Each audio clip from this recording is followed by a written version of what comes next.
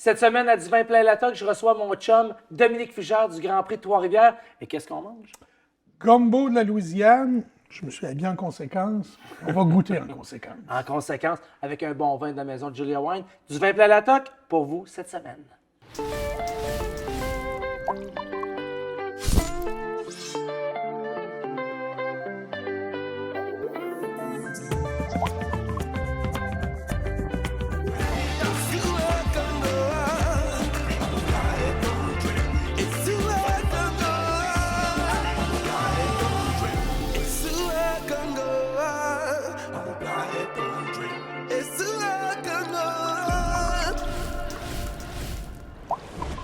Salut tout le monde, Martin d'Anjou pour du Vin Plein la Toque. Encore cette semaine, en compagnie de mes deux comparses, José, notre sommelière, qui cette semaine, Bonjour.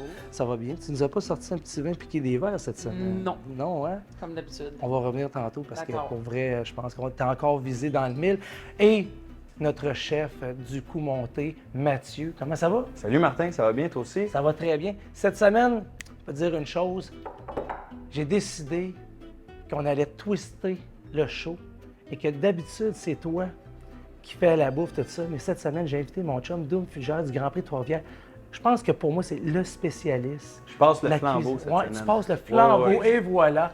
Le spécialiste de la Louisiane, vous allez voir, ce gars-là, il aime ça relever, il aime ça épicer. Puis on a vécu des trucs, nous autres, aux États-Unis, dans le sud des États-Unis, à gauche et à droite. Je veux dire, côté épicé, il est capable, le monsieur. Donc, Dominique, on commence avec le vin parce que le but du concept, c'est on a un vin et on veut faire quelque chose, un mixer, puis avoir l'agencement le meilleur possible. Donc, vous êtes par là un peu parce qu'on voulait juste être sûr, parce qu'on s'entend, la Louisiane, les saveurs qui sont relevées, épicées, fait qu'on ne voulait pas l'échapper. Alors, vas-y, José, explique-nous qu'est-ce qu'on a de la maison Julia Wine. Alors, on est sur un Montepulciano. On est en Toscane.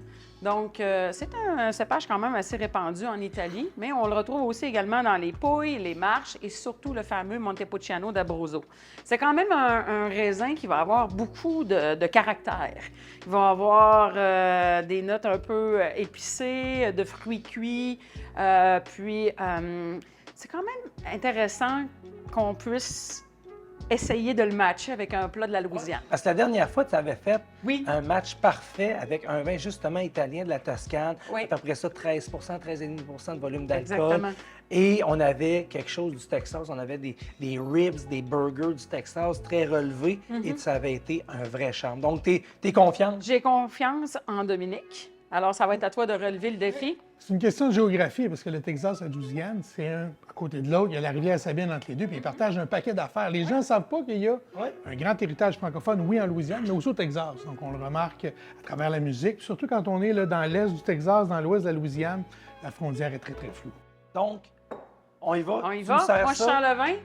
Puis là, aujourd'hui, Matt, sais-tu quoi? On va twister. Ouais. Ouais. Je te donne le contrôle de ma cuisine, Dom. Je Tabarouette! te prête mon couteau.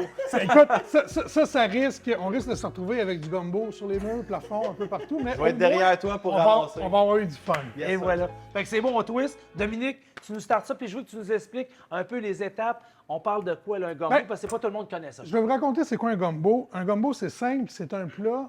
Il y a autant de gumbo, de recettes de gumbo qu'il y a de chefs. Et habituellement, on met ce qu'on a. Il y a quelques bases. Il y a souvent des gumbos qui sont faits soit à base de tomates, qui sont souvent, merci beaucoup, Tu vas avoir soif, Dominique? tout le temps. Elle dit ça pour que je Chaque parle un chose peu en son moins. temps. Et je vous confirme que c'est vrai. Je m'excuse de t'avoir coupé la parole à votre Non, santé. vas-y, mais écoute, explique-moi qu'est-ce qu'on boit, puis je vais pouvoir te dire pourquoi on fait le gumbo comme ça aujourd'hui. Alors, je pense qu'on a un nez assez... les épices. Sur les épices, sur les On fruits a une cuits, belle comme t'as dit chaleur, tantôt, des fruits cuits. c'est bien charpenté. Oui, c'est bien charpenté et c'est pour ça que j'ai pensé à toi. Bien Merci. charpenté. Fait que c'est comme je vous disais, les gumbos, il y a vraiment deux grandes écoles de pensée. Puis on parle souvent, Mathieu, tu le sais, le gumbo, c'est souvent le fruit de l'okra. Ouais. On pense, on associe que c'est toujours ensemble, mais c'est pas nécessairement ça. On appelle ce fruit-là, c'est appelé comme ça en Louisiane, dans le sud des États-Unis, parce qu'on le mettait souvent dans un gumbo, dans un ragoût soupe. Mais tout ce qu'il faut faire, c'est de l'épaissir. Ça sert à épaissir. C'est la poudre, on appelle le filet gumbo, qui est la feuille de sassafras qui est moulue, très, très fin. Mais ce que tu me dis, Ça c'est que le légume, le gumbo, ça fait épaissir Oui. le ragoût. là. Oui, exactement. L'espèce de gelée qu'il y a à l'intérieur, ça sort et ça épaissit. Donc, quand on en fait un aux tomates, aux fruits de mer, par exemple, avec du crabe, par exemple, avec des huîtres, on va se servir de ça parce que ça a besoin de cuire moins longtemps. Donc, il y a ça. Il y a l'autre, comme je vous disais, le gumbo filet, qui est la feuille de sassafras, ça vient des Amérindiens. Le gombo, le fruit l'okra, lui, vient des Africains. Mais les Canadiens français, qui sont débarqués avec la déportation de 1755, eux, ce qu'ils connaissaient pour faire épaissir les plats, c'est la même chose que nous. Le roux. On fait cuire de la farine avec un liquide. Donc, on a préparé un bouillon de poulet maison. On a de la farine, on a de l'huile. On va monter un roux avec de l'huile, pas avec du beurre. Le roux traditionnel est monté avec du beurre. Je pense que c'est différent. Le roux Parce que- traditionnel est monté sur une bonne charpente chez nous. Moi, le beurre, c'est mon légume préféré. C'est ça qu'il faut que tu comprennes. Ben, tantôt, si on a le temps, je te ferai des crevettes dans pas mal trop de beurre. Ah, Je devrais c'est bon. adorer Mais là, moi, ça. j'ai une question. Oui. Est-ce que le gumbo dans le sud de la Louisiane, c'est comme un peu nous autres, le pâté chinois ici? Tu sais? Non, ça a c'est pas rapport encore du beaucoup plus différent. Oui, c'est un plat de confort, Ouais, mais c'est ça. nous, là, c'est toujours steak blé de patate. On en a fait une émission qui revient nous hanter. Là. Mais le gumbo, c'est vraiment ce qu'on a dans le frigo, qu'est-ce que le chef est là, puis aussi la tradition. Comme je vous dis, la tradition cadienne, la tradition des Canadiens français qui ont débarqué, ben eux, c'est vraiment à base de roux. Fait que comme dans un paquet de plats cadiens, cajuns, on commence par faire un roux. On va commencer par ça. Ce qui est intéressant, c'est que le roux sert à donner, oui, du corps, à faire épaissir. Ça ajoute à la saveur, puis ça ajoute à la texture aussi. Puis, dépendant comment on le fait cuire, comme j'ai mon ami Cyril Jamet, qui a le restaurant de Tournesol à Tournon, dans le coin des Bouches-du-Rhône, Cyril nous avait voyons, un roux avec de l'huile, un roux, c'est supposé d'être pâle, un petit brun pâle, tout ça. Je disais, non, nous autres, on va le monter jusqu'à brun chocolat. OK. À peu près la couleur de la barbe de Mathieu, c'est vrai comme ça. Quand on va être là, Avec une petite pointe d'oranger. on sait exactement. Comme On dans sait, le on vin, sait que ça comme va dans être le prêt. vin. On sait que ça va être prêt rendu là. Puis là, on va avoir des saveurs de noisettes. On va avoir des saveurs vraiment beaucoup plus prononcées qui vont très bien aller avec ton vin. Je pense OK. qu'on a la recette. Excellent. Oui. On starte ça. Retour après la pause, les amis, c'est pas compliqué. Pendant la pause, on commence à concocter tout ça et on vous revient. Je pense que, pour vrai, là, j'ai déjà faim. C'est l'enfer. T'es un très bon vendeur. On part le roux. On part part le le roux. roux. Après la pause, revenez-nous.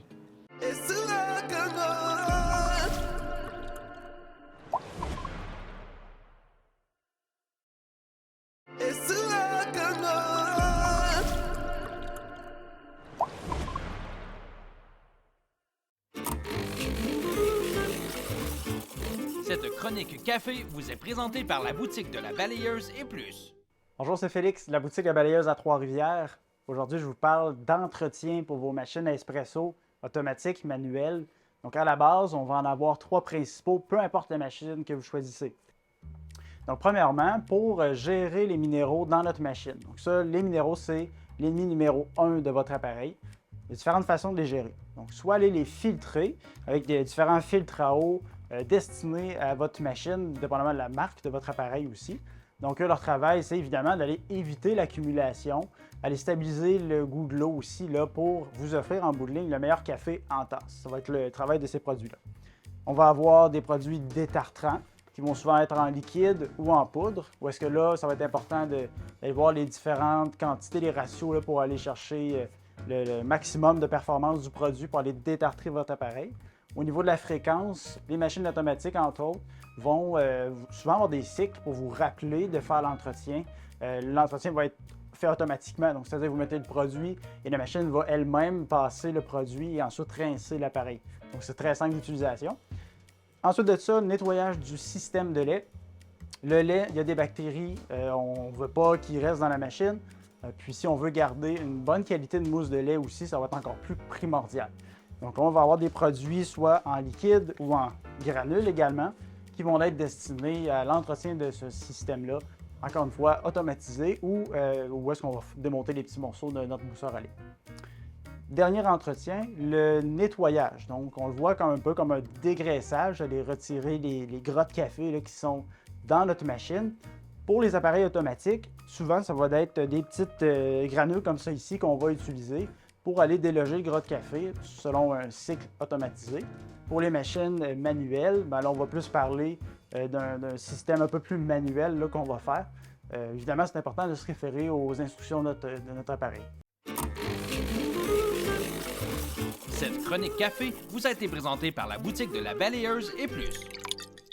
Et là, on est rendu à l'étape de mettre les légumes. On a monté le fameux approche. le roux. Là. On est là. approche, là, notre roux, il est rendu à beurre d'arachide. OK. On s'en va vers le chocolat, parce que là, ça a l'air de rien, mais ça brûle en fin s'il vous plaît. On va voir dans quelques instants, en mettant les légumes vont instantanément saisir tellement c'est chaud. Ça, c'est de l'huile, là. Elle bouille pas. Elle est plus chaude que si elle bouillait, parce qu'elle est émulsionnée avec la farine. My God. Et on le sent, l'odeur, c'est fou. Encore hein? une fois, un peu. Ah, mais l'odeur, c'est... Ça doit être à 400 degrés facile. Minimum. Ouais. Minimum. Tu vas pas te mettre les doigts là, hein? C'est important de toujours le brasser comme ça. Oui, parce que sinon, ça, ce que ça fait finalement, puis là, on est on fait ça dans un chaudron que j'ai amené, un chaudron en fonte d'aluminium, un chaudron de pauvre. À l'époque, c'était ça, c'est ce qu'on avait, mais c'est ce qu'on avait de plus épais, mais ça conduit pas vraiment bien la chaleur.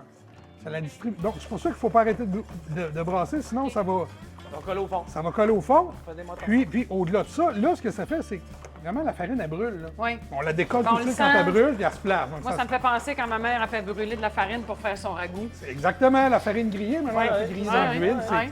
Je vous disais tantôt, là, c'est une tradition canadienne-française, une tradition qui s'est importée là-bas. Puis, tu sais, il y a aussi que quand tu habites en Louisiane, il fait 40 degrés à l'ombre l'été, bien, allumer le four, ça te tente moins pour faire griller de la farine. C'est clair. Tandis que tu peux faire ça sur le rond à l'extérieur, là, ça marche. Donc, on s'adapte vraiment au territoire. Ça sent vraiment ça.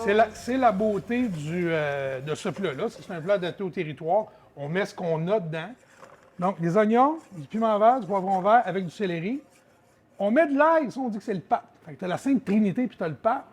Puis moi, ben, comme je voulais que ce soit bien relevé, que ça ait un petit goût justement acadien, ben, on ajoute le yaourt en mettant des piments forts. Fait que là, on y va. On start ça avec les légumes, oignons, poivrons verts, carottes et céleri, la trilogie. C'est déjà en train de saisir, exactement comme si on les avait fait. Écoutez ça, là. Bon. Puis là, tu peux pas arrêter de tourner ça parce que Non, ça va ça va vraiment coller. au fond.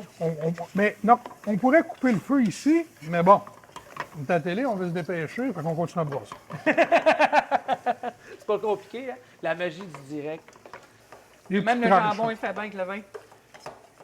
Donc là, des protéines, en voulez-vous en v'là, là? De la saucisse, Oh, du jambon. on a quand même 5 légumes, là. C'était pas... J'ai hâte au Finalement, t'as beurre. mis 5 Ouais, c'est légumes ça, juste je pour m'en allais balancer. dire. Nous, on a compris quelque chose, que le beurre était un légume. Oui. Tu savais pas C'est ça, non Dominique? seulement un légume, c'est aussi une protéine. C'est un produit laitier, comme on le sait tous. Puis en plus, c'est beaucoup de bonheur. Hein? Oui, du bonheur. Ça, je Ouais. peux te dire qu'on en a au pied carré avec Mathieu. Parce que dans sa tête à lui, le beurre, c'est un légume. Et c'était quoi l'autre légume qu'on a découvert ensemble? Le bacon. aussi? Le bacon? Le bacon, moi, c'est mon légume préféré. Donc, on met ça. Mathieu, on va mettre le poulet aussi, mais on va laisser les saucisses puis le jambon réduit. Laissez les hommes derrière. Puis là, ben, on s'en va avec mon instrument préféré, la cuillère de grand-mère, pour être capable de gratter puis s'assurer que rien colle. OK. Là, le poulet, tu le veux-tu couper aussi ou tu vas y Ouais. aller vraiment déchirer? Oui, on y va. OK, parfait. Mais là, ce qu'on voit, OK, c'est beau, Mathieu, on coupe ci, on coupe ça, mais on pré-cuit toutes nos protéines à l'avance pour être sûr que... Comme je disais tantôt, c'est un plat qui est fait habituellement de restants. Ah, c'est ça, je m'en allais te dire. Donc, quand on veut se créer des restants, par exemple, pour le poulet, on va voir notre ami Pierre-Riel chez Costco. On achète le poulet déjà tout fait. on Et pogne c'est une grâce... bouteille de Julia Wine en Fais passant. juste faire ça parce que Absolument. là, le Puis point c'est est grâce pogné en aux os de ce poulet-là que j'ai fait le bouillon. Ah, wow. Et tu- On a sérieux? le bouillon maison pour déglacer. OK. Donc, on a vraiment tout ce qu'on a besoin. Notre roux a arrêté de cuire. Non, il a arrêté de foncer. Là, il est rendu couleur Mathieu, puis c'est assez. C'est assez ou c'est parfait? C'est parfait. Puis, ce que ça fait, c'est qu'on a ajouté les épices qui sont elles aussi rousses. On va mettre du poivre du moulin tantôt. Puis, un peu plus tard, ben, je mettrai la sauce de piment tout de suite. La légendaire sauce cristal. Là, c'est important, là. Parle-moi-en. Ça, c'est chez Dickie Brennan's, qui est chaîne légendaire de restaurant Commander's Palace. Ouais. Là où Emery Lagacé est entraîné, là où Paul Prudhomme est entraîné. C'est un restaurant légendaire en Nouvelle-Orléans. Et la famille Brennan a parti un paquet de restaurants. J'ai eu la chance d'aller au Palace Café, puis le chef est venu, puis il nous expliquait que Tabasco, c'est bien bon. Tabasco, ça vient de la Louisiane. Mais Tabasco, il n'y a pas grand Louisianais qui mange ça parce que c'est trop vinaigré Ouais. et trop piquant. Ça, c'est plus relevé que piquant. une saveur qui est plus moelleuse, qui est plus complète. Ouais. Complexe et complète. Ceci étant dit, les gens, quand ils pensent à Cajun, quand ils pensent à Cajun, quand ils pensent à Louisiane, à cause de la réputation de Tabasco, on parle beaucoup de sauce pimentée.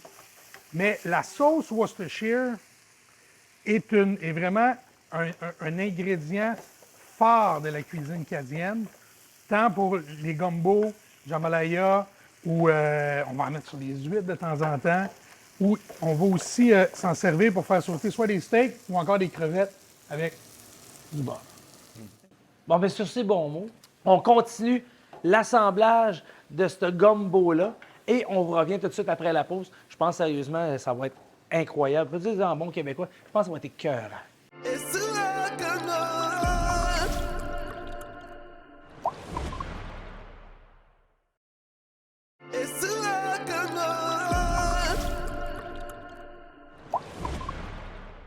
Cette semaine, à nouveau, on se retrouve avec mon ami Marc Bourg qui va nous expliquer, qui va démocratiser finalement l'univers du steak, encore une fois. Mais là, on va y aller vraiment at large parce que les gens se demandent pourquoi les steaks vieillis coûtent si cher. Moi, je te dis en partant, à cause de la perte, Oui, oui. nécessairement. C'est ça qu'il faut que les gens comprennent. Le vieillissement, oui, c'est cher. On va regarder pourquoi. Parfait.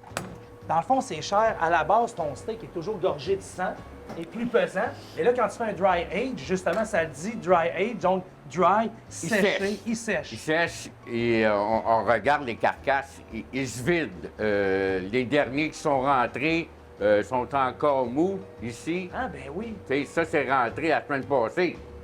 Cette semaine, il va en rentrer d'autres. Là, dans 60 jours, il va venir dur. Dans un an. Mais lui, pendant ce temps-là, gars, Ah oui, t'as encore du t'as sang. une goutte de sang qui Ben est oui. tombée. Fait qu'il se vide. Donc, je perds du poids, mais je l'ai acheté à un poids X. Et voilà, donc Ensuite- faut que tu le retrouves Ouais. dans la coupe après ça. Moi, je prends ça, je l'enlève, puis je coupe les côtes. Je coupe les côtes, puis après ça, je prends le dessus, j'enlève la calotte. Ça ici, c'est là, le OK. dessus. Fait que je Le l'enlève. flanc. Ça se trouve être le dessus de la carcasse du trinquot. Là, j'enlève le gras, j'enlève l'os ici comme ça se trouve être quasiment l'épaule, là, on est tout de suite après. Mais il faut que je le nettoie. Puis après ça, je fais de la... Mais je Puis là, on perds, vient, je perds. on vient jusque-là. Là, ici, c'est ça. Fait ça, que ici, là, c'est quand j'ai comme fait, ça. j'ai nettoyé. Mais je perds encore, puis je perds encore. Fait que c'est l'histoire de perdre puis de perdre. Là, tout à l'heure, je l'ai nettoyé. Ces morceaux-là, juste ces deux morceaux-là que j'ai nettoyés. On l'a vu sur la caméra, qu'est-ce que je faisais. Là, on va le mettre sur la balance pour vous montrer de quoi on parle. Vous allez vraiment le constater. Là, c'est pas grand-chose, là. On parle juste de deux petits morceaux de même, là. Ces deux petits morceaux-là. J'ai 805 grammes. Là, on ôte. Sur 805 grammes, t'as J'enlève 120 grammes. 120 grammes de gras. juste sur...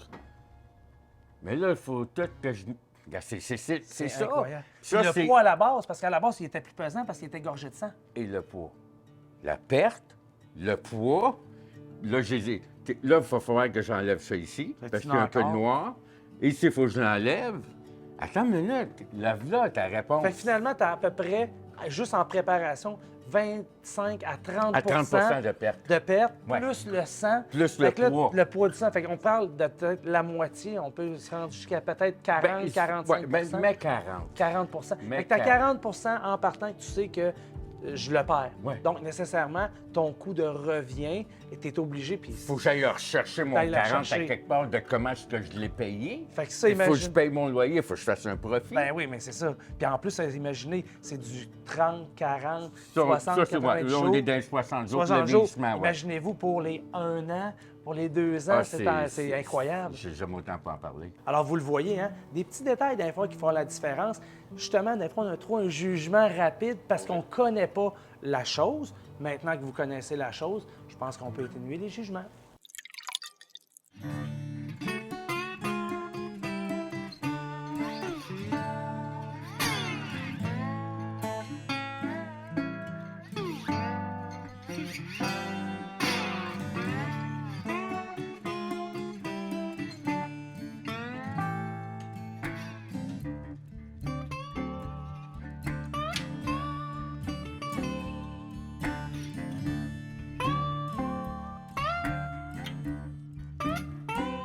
Dominique, résume-nous tout ce qu'on a fait pendant la pause. On a mis les crevettes, on a fait bouillir, puis là, il faut les sortir, c'est à peu près 60 secondes, mais avant, je veux faire goûter le gumbo à Mathieu, parce que je veux son avis. Un avis de chef.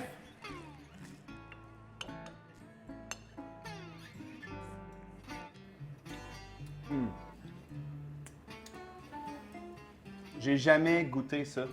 Tu comprends ce que je Hein? veux C'est dire? la première fois? Ah, Ben, c'est des, bien hot. c'est ouais. des saveurs nouvelles, ça fait du bien.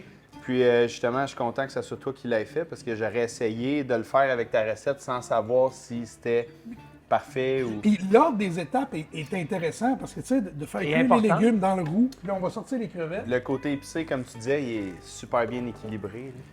là. Tiens, on va t'approcher des C'est sûr plats. qu'on va pour, les laisser reposer, là, mais bien on sûr. cuit 1 minute, ça suffit.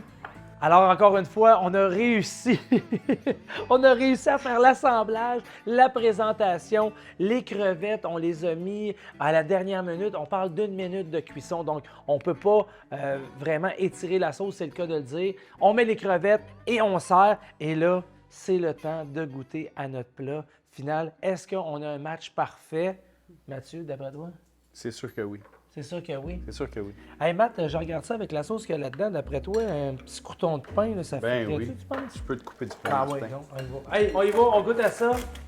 Et surtout, il ne faut pas oublier la gorgée de bain. Double. My God. Hey, on dira ce qu'on voudra. Ça prend tout le temps ça, hein? Un petit morceau de pain dans la sauce, surtout un petit pain de chez Auguste, tu te trompes pas. Martin, en Louisiane, est-ce que tu sais ce qu'on dit quand on mange des écrevisses ou des crevettes? On pèse la tête, et on juste la queue. As-tu moi j'ai une image? C'est pas ça qu'on va faire. Pas sûr. Hey, avez-vous aimé ça? C'est incroyable, Matt? C'est tellement bon. J'ai envie de m'asseoir dans le salon puis de manger ça tranquille devant un film. Là. Et voilà. Ouais. Vous avez Oui. compris, hein? C'est ça du vin plein la toque. À chaque semaine, on vous amène ailleurs. On voyage ensemble autour de l'îlot central dans la cuisine avec du bon vin que José nous amène. Le mix parfait avec un repas. Puis cette semaine, on a sorti de notre zone de confort. Dominique Fougeant nous a amenés en Louisiane. Doum, merci infiniment. Dom. Ouais, c'est Y a-tu ça la ça me Louisiane. fait moi, là, avec C'est ma les deux. crevette? Puis c'est de même que ça se mange, c'est parfait. Alors, vous voulez avoir la recette, vous voulez voir les vins, gênez-vous pas, du vin plein la toque.tv. C'est notre site internet, notre page Facebook. À chaque semaine, on vous présente des vins, on vous présente des repas. Vous pouvez avoir des déclinaisons aussi. Mathieu est là pour avoir d'autres déclinaisons des repas qu'on peut faire. Il n'y a pas de problème. Gênez-vous pas, vous avez des commentaires, des suggestions du vin plein la toque.tv. Et là-dessus, une bonne semaine, la gang! All right. Good! Cheers. Bye! Quand je disais vas-y, think big, là, t'es allé think big, t'as amené le saumon au complet. Ouais, j'ai fait aller mes contacts dans la poissonnerie, on en a des bons. J'ai dit, je veux une grosse pièce. Ils ont dit, ah ben on a des saumons de 6 livres. Non, non, non. Je veux un gros saumon entier. D'après vous, là, combien ça pèse, ça, ce saumon-là? Je vous challenge, celui qui est le plus loin, il embrasse le saumon. Hey, tabarouette! Oh! Elle Ça, l'a c'est fait d'amour! après.